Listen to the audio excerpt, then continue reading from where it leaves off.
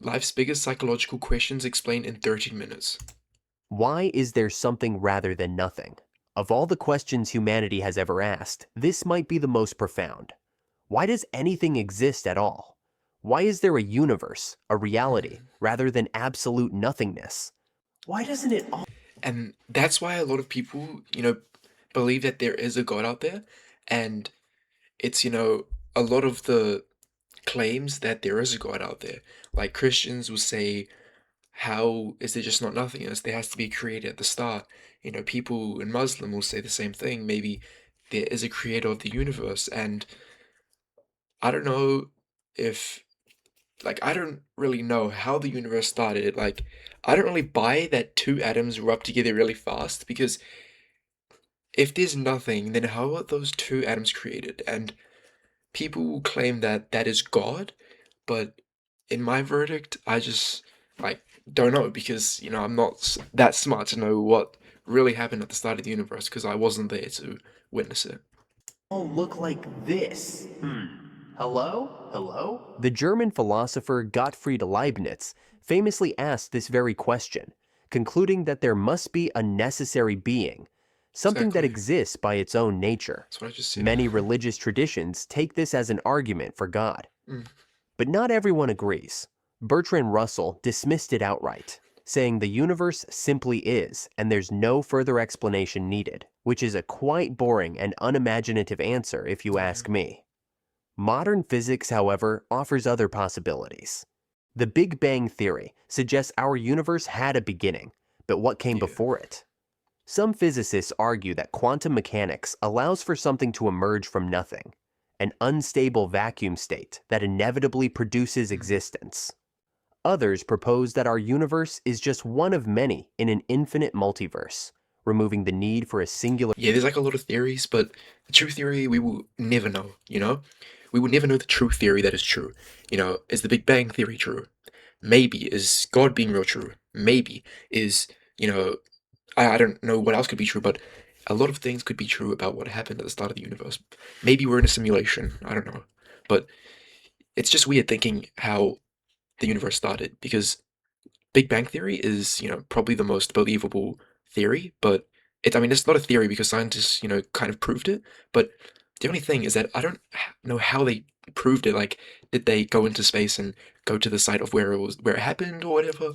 How would they explain how it happened and how they even knew it happened, you know?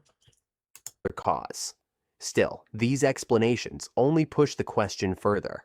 Why do these laws of physics exist in the first place? Why not nothing? Perhaps, Mm. as Martin Heidegger suggested, this is simply the fundamental question of existence, one we may never truly answer. But one thing is clear, there is something rather than nothing. So now that you are here, you might as well get the best out of it. Does Exactly. God exist? If there Yeah, is some exactly. That's why you got to live your life with so much purpose and all that stuff. You got to live it knowing that you will not be here once you're gone. And it's such a thrill knowing that you will leave one day, not knowing what will happen to you. And yeah, so it's really, really, thrilling to have a life, and just to waste that on dreading about stupid things is not really the way I want to go out. something rather than nothing, does that imply a creator? For Mm. centuries, this question has fueled debate between philosophers, theologians, and scientists alike. The cosmological argument, famously put forth by Aquinas, asserts that everything in existence must have a cause. Trace Okay, so if you're, Christian and you're watching this, I have a genuine question for you and you only.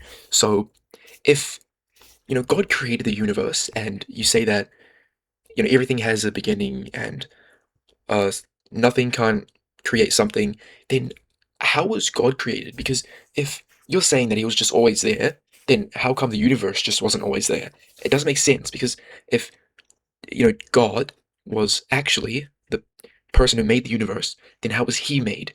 Because there's no way he just, was always there. Because there is a time where there's just absolutely nothing. And it's weird to think that, you know, we will die and potentially everything will go blank in a few trillion, if not that number is so big that I can't even say it. But what if? you know, everything that we say and claim to be real just is all false, and there's something way darker than everyone thinks. Those causes back far enough, and there must be an uncaused first cause, something that exists by necessity rather than contingency, often Mm, identified as God. yep. The teleological argument, or the watchmaker analogy, suggests that the universe's complexity and order hint at intelligent design. Even modern physics, with its precise fundamental constants, has led some scientists to believe the universe is fine-tuned for life, suggesting a creator. But skeptics argue that science provides natural explanations. Evolution explains the diversity of life without divine intervention. The problem of evil challenges the notion of an all-powerful, all-good God. Yeah, I mean, bro, this is so true, bro. Like, people who believe in God will just use his name in vain and go like say the most weirdest stuff. Say you're a Christian, right? You've obviously not done the best things in your life. No one lives a life perfectly, but there are some people who are Christian and they just go and do the worst things imaginable, but then go, I'm a Christian. Like, If he is good and sentient, why allow suffering? Some argue that belief in God is a product of human psychology. if a lot of people believe in God, then isn't there just one God that people believe in? Why does it have to be like lots of, religions? And there's so many that I can't even count because there's, yeah, I can't even like say, I can just say Christianity, Muslim, Buddhism, is that one, Egyptian, blah, where like you believe in reincarnation. And then there's this one that I live in, and it's like this moldy one where like statues and all that, and like I can't explain that. Just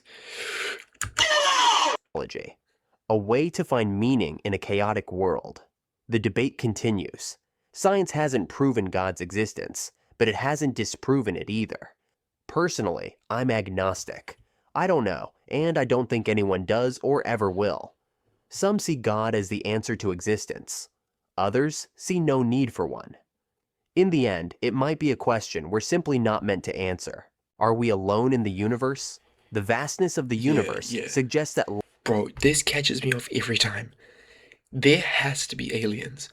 100%. I'm not even saying 99.9, 99.8, 80.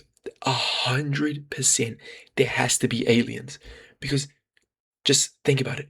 If there's no aliens out there, then we are alone. Just us. I mean, sure, we got each other, but we're just alone. And we're on a planet secluded somewhere in the universe where we are just living, and there's no one else out there that will ever seek us or something like that. But I can't believe that out of all these things over here, if not further, there is no life anywhere. Like even a maggot on another country, another country, even a maggot on another planet counts as life on another planet. And I really hope that there are aliens or whatever, because if there's no aliens, then we're basically the only planet in the universe with life on it. life should be abundant. So, why haven't we found any? Physicist Enrico Fermi famously posed the question, where is everybody?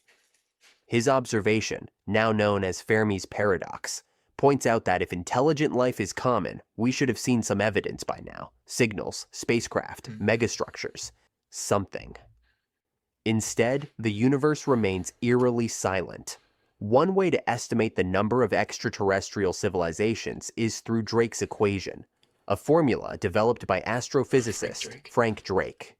It factors in things like the number of habitable planets, the probability of life developing, and how long civilizations might survive. The math suggests that intelligent life should be common. Yeah, But where is it? One bro, possibility, that's we very may be far. alone. Intelligent life could be extremely rare. Another, civilizations self-destruct before reaching interstellar travel. or they could be actively avoiding us. Some believe that civilizations exist, but choose to stay quiet out of fear. This idea, known as the dark forest theory, suggests that shouting into the void is dangerous, because if intelligent species compete for survival, it might be best to remain hidden. If Definitely. the dark forest theory is true, Yeah, just listen to this. Like, even if there are aliens, say we find aliens that know other aliens, that they know other aliens. We put ourselves in a, you know, kind of situation where we're no longer choosing presidents or prime ministers for certain countries. Like, we have to choose a leader that runs Earth. And if we don't, then we're going to be fighting our wars while trying to, you know, leave those people alone and make sure that they don't attack us. And it's, yeah, so, oh, I don't know. Would it be good to find aliens? Probably not, like, depending on if they're just, you know, little insects or, actually big humans or apes. it is a bit awkward for us. Oops. But if that theory is wrong, then why the silence? Are we the first? Are we the last? Or are we simply not listening properly? I don't know which is more terrifying. The idea that we are truly alone, or that Mhm. other intelligent beings exist, ones that might see us in the same way as we once saw lesser developed civilizations That would be here on crazy. Earth. If history is any guide, first contact doesn't always end well. What is consciousness? Consciousness is the core of human Yeah. experience, the awareness of self, thoughts, and sensations. Yet, science and philosophy still struggle to define what it truly is. Philosopher David Chalmers differentiates between the easy problems, explaining how the brain processes information, and the hard problem. Why does brain activity create subjective experience? Why does it feel like something to be conscious? Most scientists take a materialist view, arguing that consciousness emerges from neural interactions. Some believe it's just advanced information processing, while others see it as an illusion. Neuroscience ties consciousness to activity in the cerebral cortex and thalamus. Brain scans has identified brain activity associated with awareness, suggesting that consciousness only happens in the brain. However, not everyone agrees. In contrast, dualists following Descartes suggest that consciousness exists separately from the physical body, a view shared by many religious traditions Mhm. that link it to the soul. Some theories go even further. Panpsychism suggests that consciousness is a universal property of matter, while quantum theories, like those of Roger Penrose, propose that consciousness arises from quantum processes in neurons. If materialists are right and consciousness arises purely from physical processes, could artificial intelligence ever become truly conscious? Some argue it can only mimic awareness, while Yeah. others believe a sufficiently advanced AI might develop subjective experience. If robots can gain awareness, does that mean that we are just biological machines, or is Mhm. awareness something deeper, perhaps even fundamental to existence itself? Do we have free will? The question of free will, whether we truly make choices or merely follow predetermined paths, has Yeah, this is also in, definitely the job industry where a lot of people think that they don't have the free will to do what they want because as we see in this image right here, let me just go back real quick. As we see in this image, wait, this image, that's the CEO. And then CEOs, whatever. And then that CEO thing, that CEO thing, and then the normal average worker working for that company. And then we have you. You are the person working for this company. And do you have the free will to make money on your own demand? No. But you have a steady income that will always come from this person right here that distributes to this person, that distributes to this person, and that person. And I think this person would give out paychecks to all them, while this person would give a paycheck to him to give a paycheck to them. and then that person would give paycheck to them while keeping most of the money for himself. So free will is definitely, I don't know, if you have a choice, because a lot of people go off family, and it's like when you say, "Oh man, I don't know what to do. Can you help me?" That's basically you losing your free will because you're letting someone else dictate what you want to choose. Whether we truly make choices or merely follow predetermined paths has been a philosophical battleground for centuries. Some argue that we are the architects of our own actions, while others claim our sense of control is just an illusion. Mhm. Many believe in libertarian free will, the idea that human beings can make genuine choices unconstrained by past events. This No, view no way. underpins our sense of moral responsibility. Punishment and reward only make sense if people have the capacity to choose between right and wrong. Mhm. Religious traditions often affirm this belief, seeing free will as essential to divine justice. Determinists argue that everything, including human decisions, is the result of prior causes, our Definitely. biology, upbringing, and the laws of physics. According to some findings in neuroscience, brain activity linked to decision making occurs before we consciously decide, suggesting our choices are predetermined rather than freely made. If your brain activity precedes your awareness of a choice that has already been made, then do you have free will? Mhm. Some, like David Hume and Daniel Dennett, propose compatibilism, the idea that free will and determinism can coexist. They argue that as long as we act in accordance with our own desires, without coercion, we are free in a meaningful sense, even if those desires are shaped by forces beyond our control. What is the nature of reality? Do we experience the world as it truly is, or is our perception merely a filtered illusion? Materialism, the dominant scientific view, holds that reality consists solely of physical. So this is basically what I wanted to say, is that say we create a game that gives consciousness to a real life like player, so to an AI, a non-person character, NPC, in a video game, and say that person thinks that they're in their world. They don't know that they're in another world. And they think that their world is their world. And we're playing that game. It makes me wonder if someone's playing our game and basically controlling what we do. And when what we decide is based off what the person controlling us decides for us.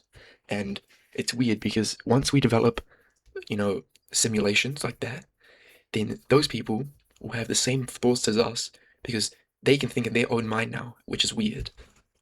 Oh, it's scary, bro. Matter governed by natural laws. Everything, space, time, consciousness, emerges from interactions of particles and forces. But quantum mechanics challenges this assumption. Ant-Man. Experiments suggest that observation affects reality, and particles exist in multiple states until measured. Philosophers have long questioned the reliability of our senses. Plato's allegory of the cave argued that we perceive only shadows of a deeper truth. Kant Mhm. suggested that reality as it exists is unknowable, filtered through the limitations of human perception. Idealists like Berkeley went further, claiming that reality is purely mental, existing only as experience. Some interpretations of simulation theory suggest that our universe could be an artificial construct. Exactly. Whether reality is material, mental, or something beyond. What makes me think that, our universe could be, artificial or created by another person out there is because we, like, people managed to make a game. I forgot what it was called. It was like No Man's Sky, No Man's Sky. And it's so, so big that exploring the whole entire map, like, you couldn't even do that. Like, you would have to pass that priority onto your grandson, and then that grandson would have to pass it on to his son, and it would keep going, going, going. Because No Man's Sky is so big that it just outclasses every single game, and it's a big, vast universe with a lot of planets, which makes me think if we're in a simulation like No Man's Sky, but just a better version. Our understanding, the question remains, do we shape reality or does reality shape us? What is the meaning of life? Few questions have captivated humanity more than the search for meaning.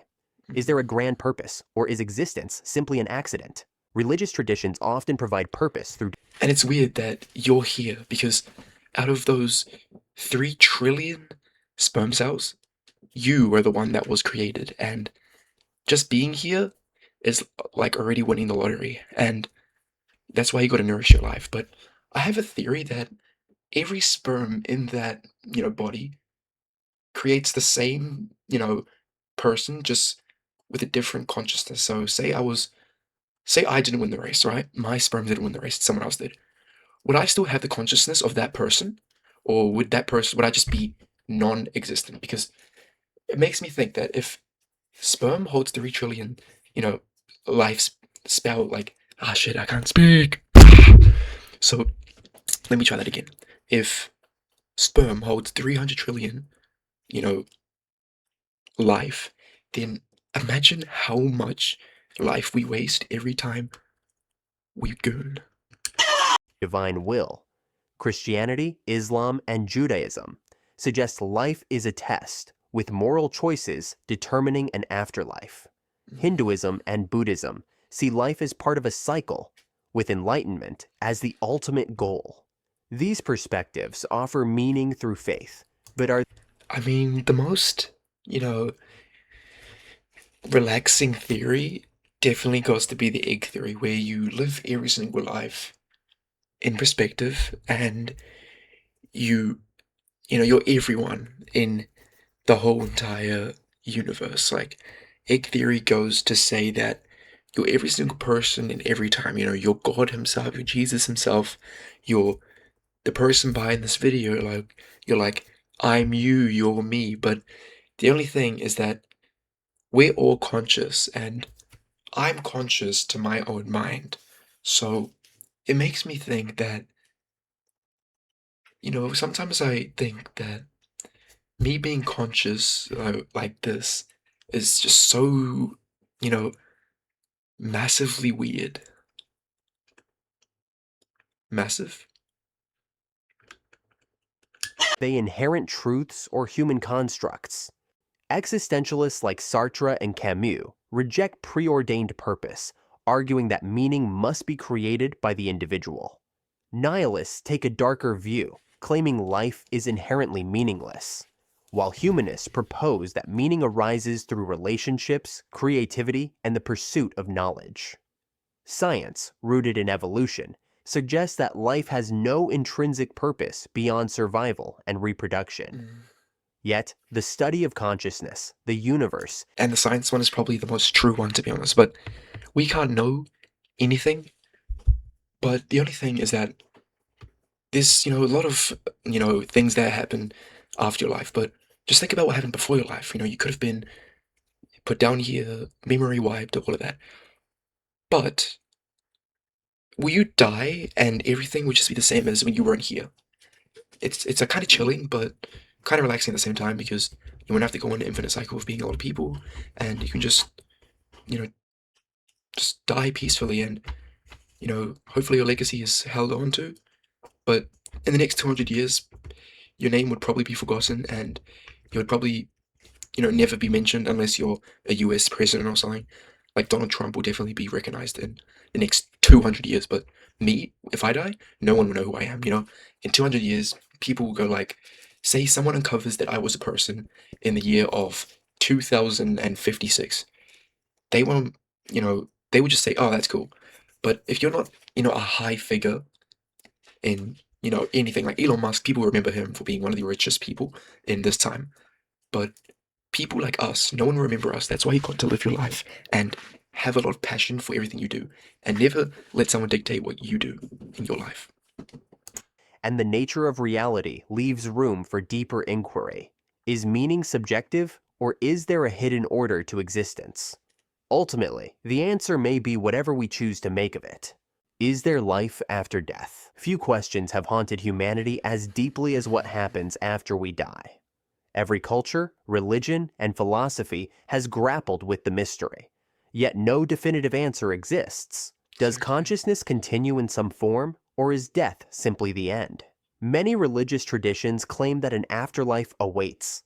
In Christianity, Islam, and Judaism, souls are Mm, believed to persist in heaven, hell, or other spiritual realms. yeah. Hinduism and Buddhism teach reincarnation. where the soul is reborn in a cycle of karmic justice until reaching enlightenment. These beliefs offer That's comfort pretty and calm. guidelines on how to obtain the best outcome. But are they more than wishful thinking? From a scientific standpoint, the dominant view is materialism. The idea that consciousness is a product of the brain, and when the brain dies, so does the mind. Near-death Mhm. experiences challenge this notion.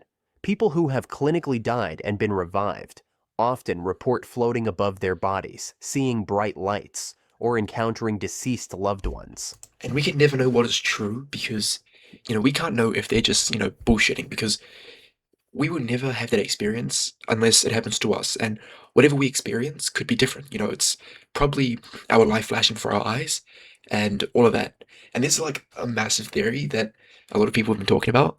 And I don't know if you guys have heard it, but there's a theory where when you die, you live your whole life again in that 9 minutes of when you're about to die. And it's like a weird thing because like living a whole life in the span of 9 minutes is like basically impossible. Some claim to have recalled events they couldn't have physically witnessed, leading some researchers to question whether consciousness might exist separately from the brain. One theory we've already touched on, Roger Penrose's quantum theories, suggests that consciousness might be more than just a product of the brain. If true, this raises the possibility that it doesn't simply vanish when we die. So then what happens to the spider that I kill on the wall? Or what happens to, the deer that you kill and eat? What happens to the pig that you slaughter and, make bacon out of? What happens to, say, ants that we step on? Do they apply to this geometric? And if they do, then do we, if they have consciousness, then does that mean that they have a soul?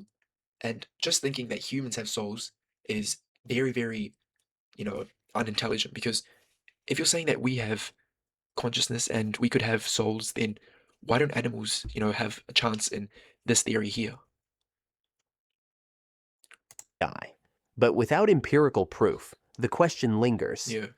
Does something await us on the other side, or is death truly Show me evidence.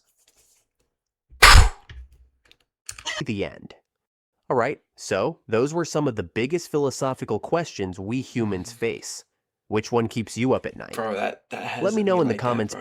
below. Thanks for Holy. watching. Cheers. Cheers. Bro.